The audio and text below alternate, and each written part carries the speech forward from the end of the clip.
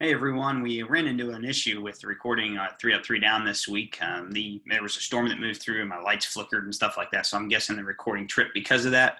Nonetheless, here I do have one little thing to show from this conversation, and that is the idea of catcher's interference.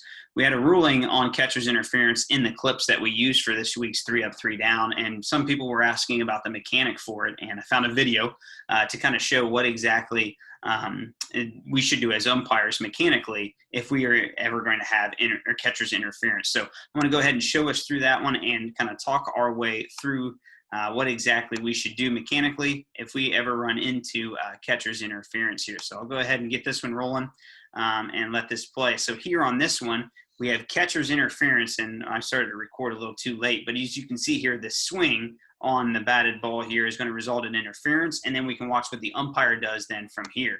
And as you see here, he's going to say that's interference by pointing at it, calls time, and if you take a look down here, we've got a runner, so we've got to make sure we advance the runner to runner to second base, and then the batter runner to first base in this instance, and that's exactly what we have here. So again, there's your catcher's interference.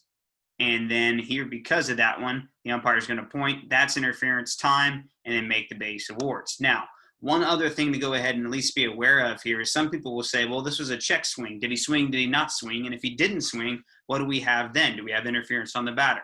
Well, let's remember here that the definition of catcher's interference, for it to happen, basically just says it gets in the way of the batter's attempt to strike a ball. And whether or not it is a check swing, full swing, whatever the case may be, because here the batter did try to attempt to swing the ball by going into the swinging action. I think this one's definitely a yes, he did in this case. But regardless, here, because of that one, we are going to go ahead and still award him the penalty for catcher's interference, even though this is basically a check swing, not necessarily a full swing like we'd say. So one more time here to see the mechanic to make sure we get it done. We witness the interference as we see here.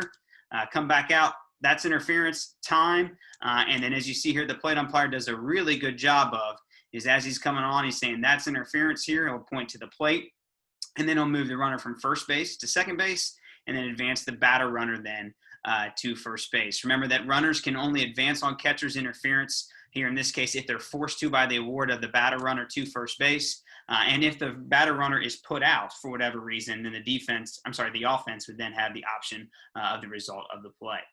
Thanks again to everybody that joined us for three up, three down. Sorry for those of you guys that weren't able to get in and can't catch up on the recording. This is the best I got here for you. But join us next week, next Friday, September 4th at 12:30 Eastern for our next three up, three down. Have a great weekend and have a great week. We'll see you guys soon.